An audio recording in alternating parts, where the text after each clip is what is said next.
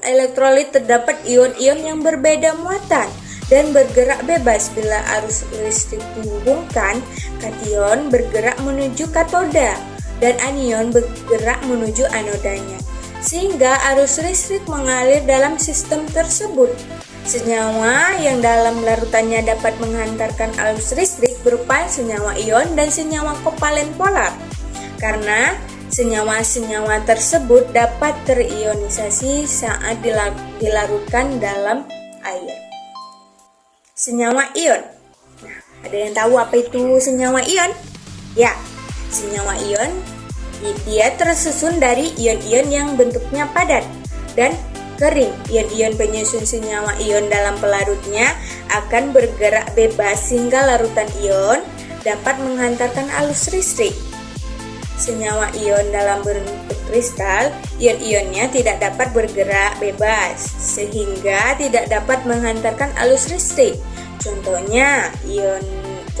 senyawa ion adalah NaCl, KCl, NaOH, dan KOH. Senyawa kovalen polar. Ada yang tahu? Ya, senyawa kovalen polar apabila dilarutkan dalam air, maka dia akan terurai menjadi ion-ion. Hal tersebutlah disebabkan oleh ikatan kovalen pada senyawa tersebut mudah putus dalam pelarut air dan menghasilkan ion-ion. Contohnya, asam klorida, HCl, amonia, NH3. Nah, poin selanjutnya itu ada mekanisme hantaran listrik melalui larutan. Nah, di sini menurut teori ionisasi Arrhenius, larutan elektrolit dapat menghantarkan listrik karena terdapat ion-ion yang bergerak bebas dalam larutan. Nah, ion-ion tersebut yang berperan dalam menghantarkan arus listrik melalui larutan. Sebagai contoh, larutan NaCl merupakan larutan elektrolit. Zat terlarut NaCl di dalam pelarut air akan terdisosiasi atau terurai menjadi ion Na+ dan ion Cl-. Dalam eksperimen hantaran listrik, larutan elektrolit dengan menggunakan sumber arus listrik searah, lampu, dan 2 elektroda. Ion-ion bermuatan positif akan bergerak ke arah elektroda yang terhubung ke kutub negatif atau katoda. Sedangkan ion-ion bermuatan negatif akan bergerak ke arah elektroda yang terhubung ke kutub positif atau anoda. Nah, pada larutan non-elektrolit, zat non-elektrolit yang terlarut tidak dapat merurai ion-ion sehingga tidak dapat ion-ion bebas yang dapat menghantarkan arus listrik. Sebagai contoh, larutan gula, sukrosa, C12H22O11 merupakan larutan non-elektrolit. Zat terlarut sukrosa di dalam pelarut air tidak dapat terurai menjadi ion sehingga tidak terdapat ion bebas yang menghantarkan listrik. Poin selanjutnya itu ada daya hantar listrik dalam ikatan kimia. Ada yang tahu bagaimana caranya itu? Ya, kemampuan menghantar listriknya dari suatu larutan bergantung pada zat terlarut. Jenis ikatan pada zat terlarut merupakan faktor utama yang mempengaruhi daya hantarnya. Nah, ditinjau dari ikatan kimia, senyawa kimia dapat dibedakan menjadi senyawa ionik dan senyawa kovalen. Ada yang tahu apa itu senyawa ionik dan senyawa kovalen?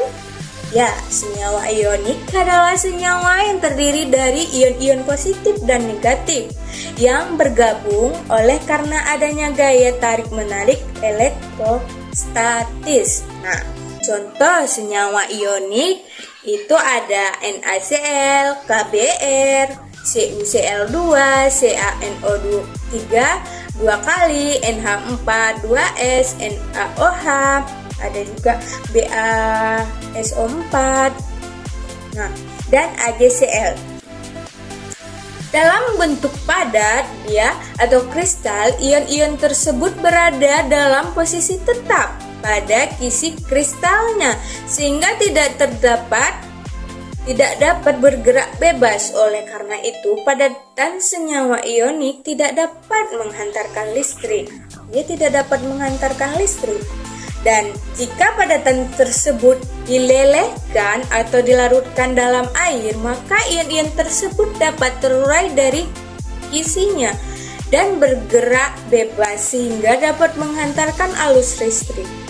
Nah, ketika senyawa ionik dilarutkan dalam air, ion-ion positif dan ion-ion negatif akan dikelilingi oleh molekul-molekul air sehingga terjadi stabilisasi muatan oleh proses pelarut atau solvasi oleh air. Nah, berikut beberapa contoh persamaan reaksi yang dapat ditulis dalam proses pelarut. Nah,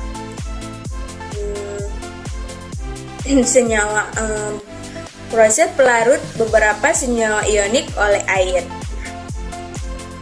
Pada umumnya senyawa ionik yang mudah larut dalam air seperti NaCl, KBr, CuCl2, CaNO3 2 kali, NH4 2S dan NaOH adalah elektrolit kuat. Nah, dia itu elektrolit kuat. Namun untuk senyawa ionik yang cenderung suka larut dalam air itu seperti CaC2O4, SrCO3, BaSO4 dan AgCl. Daya hantarnya itu akan cenderung lebih lemah. Dia itu lemah, tidak dapat menghantarkan listrik.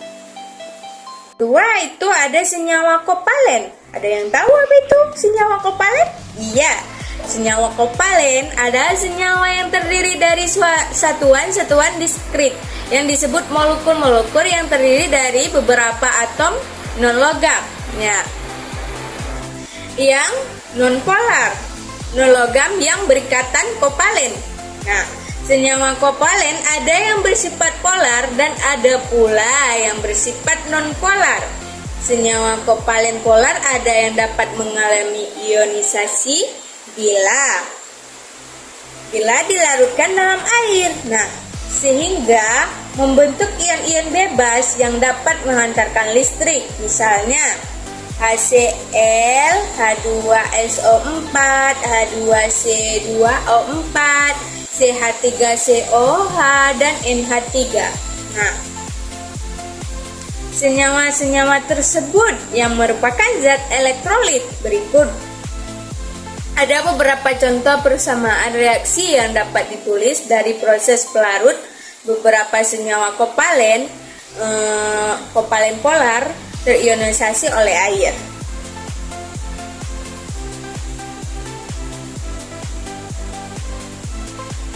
Nah, namun ada pula senyawa kovalen polar yang tidak dapat terionisasi. Misalnya, dia tidak dapat terionisasi. Contohnya, itu ada aseton, sehingga tidak dapat mengantarkan listrik. Semua senyawa kovalen non-polar seperti Dr2 dan CH4, dia juga tidak dapat terionisasi. Jadi, senyawa kovalen polar yang tidak dapat terionisasi dan senyawa kovalen non-polar merupakan zat non-elektrolit, yaitu non-elektrolit. Nah, poin selanjutnya itu ada larutan elektrolit kuat dan larutan elektrolit lemah. Nah, ada tahu perbedaannya itu apa? Perbedaan utama larutan elektrolit kuat dan non-elektrolit lemah adalah daya hantarnya. Ketika konsentrasi kedua jenis elektrolit sama, pada elektrolit kuat, elektrolit dapat terurai sempurna atau hampir sempurna menjadi ion-ion pelarutnya. Nah, contohnya elektrolit kuat yaitu senyawa garam mudah larut, mudah larut dalam air. Nah, basa kuat dan asam kuat seperti NaCl, KBr, CuCl2, CaNO3 2 kali, NH4 2S, NaOH, BaOH 2 kali, HCl, dan ada H2SO4. Nah, sedangkan pada elektrolit lemah, elektrolitnya hanya dapat terurai sebagian kecil, dia sebagian kecilnya aja yang terurai. Nah, yang menjadi ion-ion dalam pelarutnya. Nah, contoh elektrolit lemah itu senyawa-senyawa asam lemah, basa lemah seperti H2C2O4, CH3COH, N2H4 dan NH3.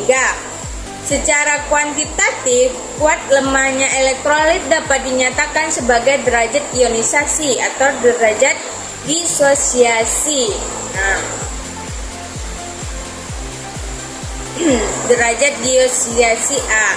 Pada larutan elektrolit kuat yang terionisasi terdisosiasi sempurna, nilai A sama dengan 1. Sedangkan terionisasi hampir sempurna, nilai A-nya mendekati 1. Pada larutan non-elektrolit, nilai A-nya sama dengan 0. Jadi, batas nilai A untuk larutan elektrolit lemah adalah A lebih kecil daripada 0, lebih kecil daripada A lebih kecil daripada 1. Nah, pemaparan materi, maka kalian di sini akan Ibu tugaskan yaitu membentuk kelompok. Di sini Ibu akan membentuk 3 kelompok, masing-masing kelompok berjumlah 4 orang. Nah, kalian kerjakan tugas yang Ibu berikan. Nah, silakan kalian kerjakan tugas di halaman 124 kumpul hari ini dengan waktu 10 menit. Nah, silakan kerjakan sekarang.